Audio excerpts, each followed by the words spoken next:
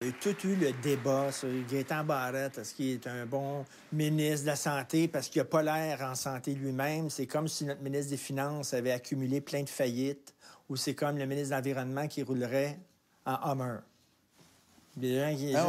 Comment vous avez réagi à toutes ces controverses-là vous concernant? En politique, si on n'est pas capable de vivre avec ce genre de controverse-là, il ne faut pas faire le saut. C'est simple comme ça. T'es élu, et moi, je ne suis pas dans cette position-là pour faire un concours de beauté, là. Moi, je suis là parce que j'ai une connaissance en santé, je sais ce qui marche, je sais ce qui marche pas. Il y a des gens qui vont dire qu'ils commencent à appliquer ces connaissances-là sur sa propre personne. Mais...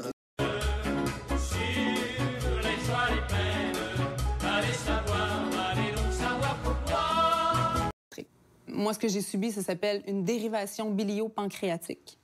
Alors là, on ne fait pas juste brocher l'estomac ou enlever un bout d'estomac. C'est vraiment toute une dérivation gastrique qui se crée. On joue avec l'intestin, avec le duodénum. On va changer vraiment l'absorption des calories au niveau du métabolisme. C'est là que ça se joue. Donc, moi, maintenant, j'absorbe plus les calories, mais j'absorbe plus non plus les vitamines et les minéraux dont j'ai besoin pour vivre. Alors, de là, j'ai besoin de prendre des vitamines à tous les jours, de m'occuper de ma santé toujours, de faire des bilans sanguins régulièrement pour voir si tout est normal, si j'ai pas de carence. Il y a toujours un revers à une médaille. Puis oui, aujourd'hui, je suis mince, puis je peux m'habiller comme j'en ai envie. Sauf que il y a eu des conséquences à cette obésité-là. C'est le corps, par la suite. La peau, elle c'est pas élastique, la peau. Hein? Quand tu perds le collagène, il revient jamais. Donc, les chairs sont molles. On peut rien y faire, en fait. T'as beau t'entraîner, tu peux arranger quelques petites choses, mais ton corps, il sera jamais un corps normal. En fait, moi, j'ai jamais eu un corps normal, puis j'en aurai sûrement jamais un. Point à la ligne. Point à la ligne. Il me semble que c'est des conséquences majeures, tu sais, sur une personne qui a vécu cette chirurgie.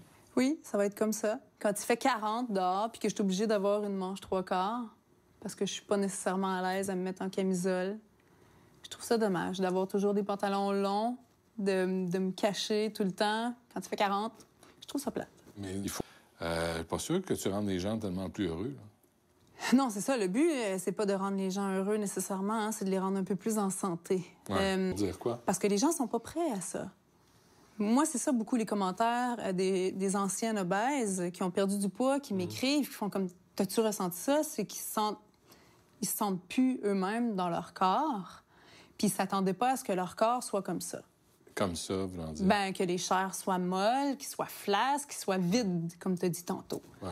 Puis là, ils n'arrivent pas à vivre bien avec ça. Puis avant la chirurgie, on vous prépare pas à ça? Oui, il y a un bilan. Les gens rencontrent une travailleuse sociale, en plus d'une nutritionniste, en plus est-ce des... qu'on te montre des photos comme les photos dans Urbania? Non. Non. Mais on va te le dire, mais non. Mais on te le montre pas. On te le montre pas. Oui. Mais tu peux pas aller sur la plage, là, en bikini? Présentement? Ouais. Non.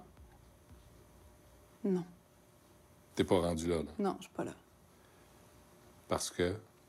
Parce que je suis pas assez à l'aise quand même de subir encore le regard médiocre des autres.